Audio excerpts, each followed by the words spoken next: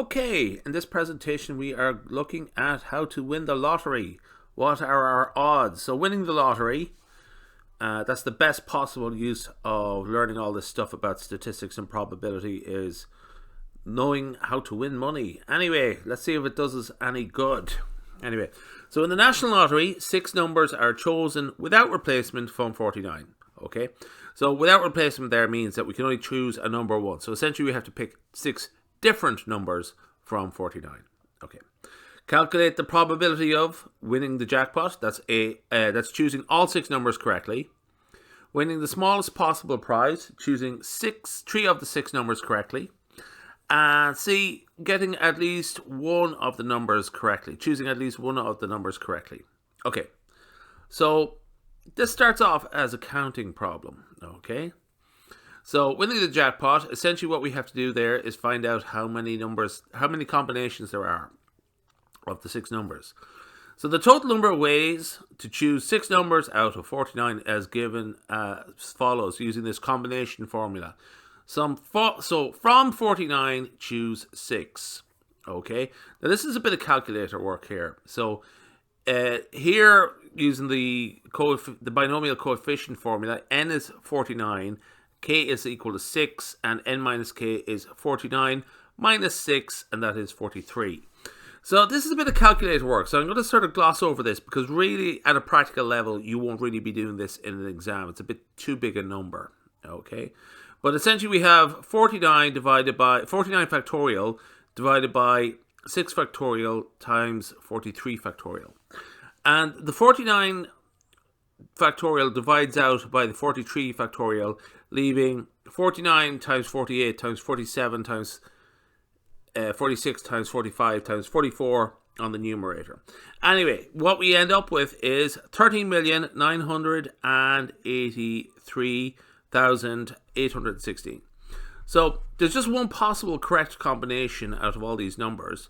So the probability of winning the jackpot is 1 in 13,983,816. Nearly 1 in 14 million. Okay.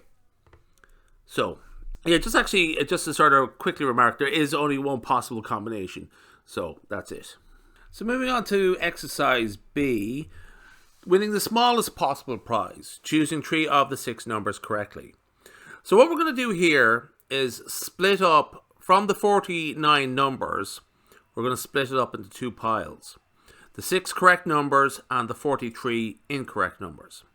And 3 of our numbers are coming from the correct pile, and 3 of our numbers are coming from the incorrect pile. Okay, so essentially what we're going to do is use that as our setup, okay, and then we'll just work from there. So for winning the smallest prize, you need to choose 3 correct numbers out of the 6 winning numbers, okay, and 3 incorrect numbers out of the 43 remaining numbers, okay. So the number of ways to choose 3 correct numbers out of 6 is from 6, choose 3. 6 factorial divided by 3 factorial times 3 factorial, that works out to be 20. The number of ways to choose 3 incorrect numbers out of 43 is 43. From 43, choose 3. That's a bit of calculator work.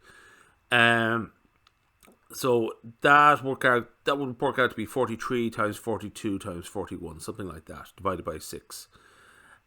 So that is 12,341, okay? So there's 20 ways we can pick 3 correct numbers from 6, and there's 12,341 ways we can pick 3 incorrect numbers from the incorrect pile, okay? So essentially what we're doing here is using the multiplication rule. The total number of ways to choose 3 correct numbers and 3 incorrect numbers is 6. From 6, choose 3 times from 43, choose 3. That is 20 times 12,341, and that is 246,820. Not a lot really when you think about it. The odds aren't great. So the probability of winning the smallest prize is 246,820 divided by 13,983,816. So that's about 1.7%, 1.765%, 0.01765. Let's say, I think that's about 1 in 60 or something like that. 1 in 55 maybe. Not great at all. Okay, so I don't like those odds. Okay, you think winning the small prize would be good, but no. Anyway, moving on to the next one. So, exercise C, choosing at least one of the numbers correctly. Okay, so we're going to use the complement approach here. Okay, so that is the probability of picking none of the numbers correctly. Okay, that's what we're looking at there. So the probability of choosing at least one correct number is the complement of the probability of choosing none of the numbers correctly, none of the correct numbers. So the number of ways to choose 6 incorrect numbers out of 43 is from 43 choose 6. That works out to be 43 factorial divided by 6 factorial times 37 factorial, which works out to be 4,496,388. Just as a remark, going back to the multiplication rule, sort of same approach as in exercise B, we're choosing 0 of the 6 correct numbers. So from 6 choose 0 is 1.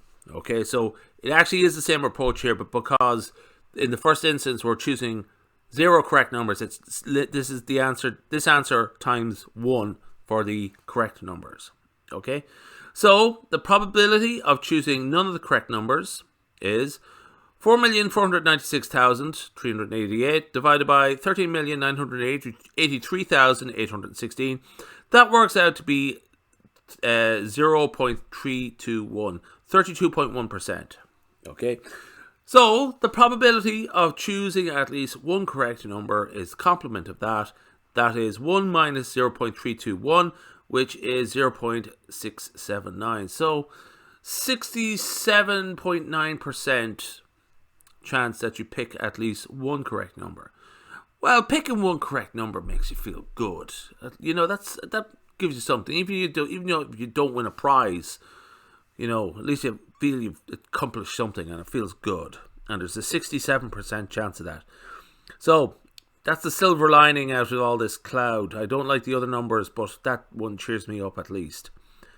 Right, we'll leave it there. Bye-bye. So